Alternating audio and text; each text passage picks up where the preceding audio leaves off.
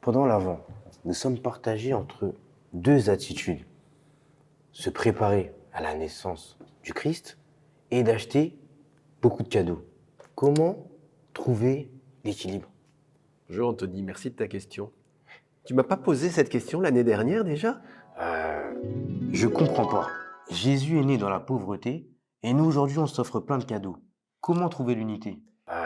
À peu près oui. En fait, c'est intéressant que tu la reposes. Tu sais pourquoi? Parce que l'Avent, ça vient d'un mot latin, adventus, qui veut dire l'avènement.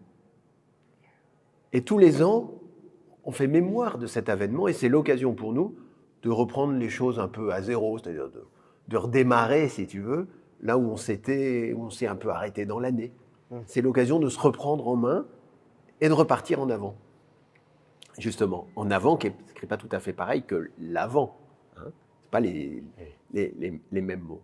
Et le temps de l'avant, tu dis, qu'est-ce que c'est la différence avec les cadeaux en fait, ça va ensemble, c'est pas contradictoire. Mais le temps de l'avant, c'est un temps d'abord pour se préparer à la mémoire de l'avènement du Christ parmi nous, de Dieu au milieu de son peuple. Et cet avènement, c'est la fête de la nativité, comme nous disons, c'est-à-dire de la naissance de Jésus-Christ. J'emploie deux mots, Jésus et Christ. Jésus, c'est son nom d'homme, qui veut dire Dieu sauve, et Christ, ça veut dire le sauveur.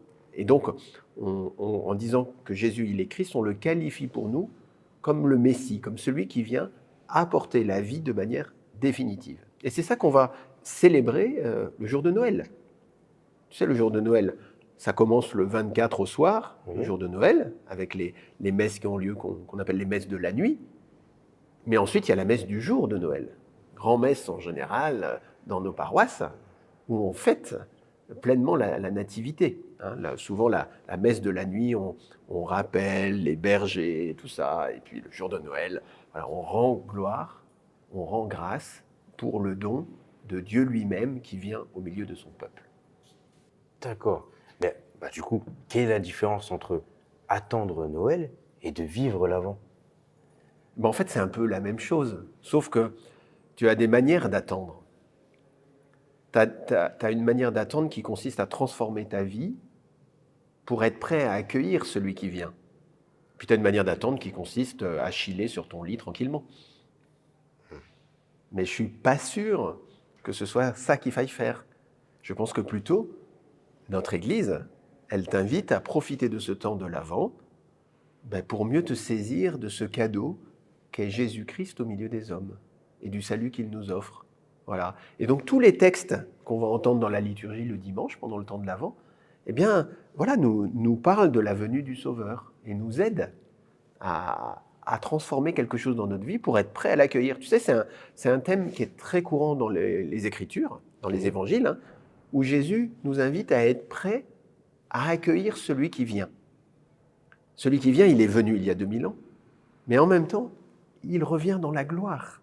Ça veut dire être prêt pour ce que nous appellerions la fin des temps, la fin du monde, diront certains, ou si on prend un mot un peu technique, la parousie, le moment où le Christ vient dans la gloire, et à ce moment-là, eh bien c'est le moment où tout le monde est appelé à avoir part à la vie divine. D'accord. Mais ça n'a pas l'air très clair ce que je te dis quand même. Tu dis d'accord, mais... C'est un peu compliqué parce que... Mais quel geste concret je pourrais faire durant ce temps de l'Avent?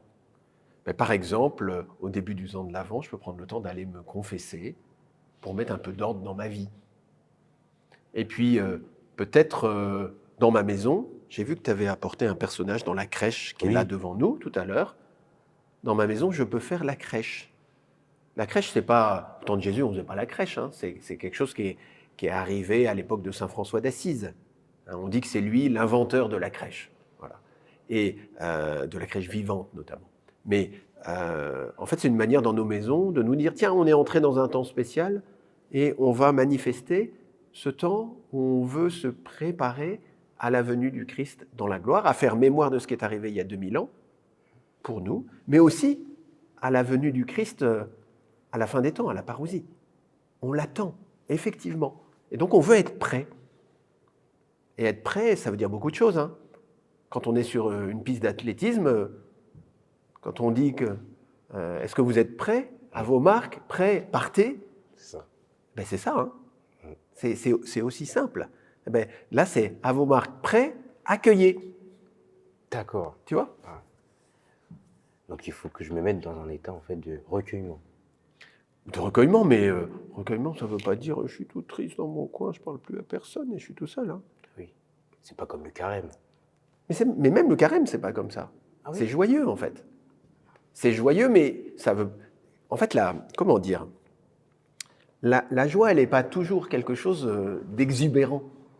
C'est pas parce que je vais taper dans les mains, que je vais crier très fort et que je vais sauter partout que je suis joyeux. T'as qu'à regarder, d'ailleurs, tu regardes tous les clips qu'on peut voir, ils sautent, ils chantent très fort et ils vont dans tous les sens, ça ne veut pas dire qu'ils sont joyeux. Tu as même des chansons très noires où les gens bougent beaucoup. Hein.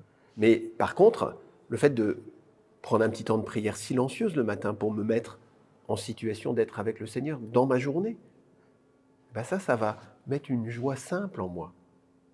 Et ça va me rendre peut-être disponible aux autres de manière plus attentive. Se préparer à la venue du Christ, c'est aussi être prêt pour ceux qui sont là aujourd'hui à côté de moi. Si, parce que c'est Noël et que le temps de l'Avent, qu'il faut que je me prépare, alors je me concentre tellement que chaque fois qu'on me fait une remarque, j'envoie tout le monde balader, mais ça va pas. Ah, c'est pas cool. Non, c'est pas cool du tout. C'est pas cool du tout. Donc c'est, au contraire, comment je m'ouvre aux autres, comment je suis délicat avec les autres. Pour reprendre un mot cher à notre diocèse, comment je suis bienveillant. Tu vois, hein? Comment la bienveillance fraternelle, elle va marquer ma vie, par exemple, de manière plus forte pendant ce temps-là. C'est pour tous les jours, au fond. Mais comme je te le disais tout à l'heure, c'est un temps pour redémarrer. Je me prépare à nouveau. Et donc, c'est l'occasion de dire, ah là, j'ai pas été bon, et puis là, je me suis laissé aller, et donc, ok, je vais de l'avant. Pendant ce temps de l'avant, je transforme ma vie, et je ne la transforme pas juste pour moi tout seul, mais aussi pour les autres. Dans mes relations avec les autres, dans ma manière d'être. Si j'ai bien compris, mon sœur Guillaume, on est tous appelés à changer notre vie pour recevoir le Seigneur vivant. Exactement, tu as tout compris. Le temps de l'Avent, c'est bien ce temps pour nous transformer. Alors, bonne transformation, bon temps de l'Avent, Eh ben, Anthony. merci. Bon temps de l'Avent, Bon temps de mon sœur l'Avent. Guillaume.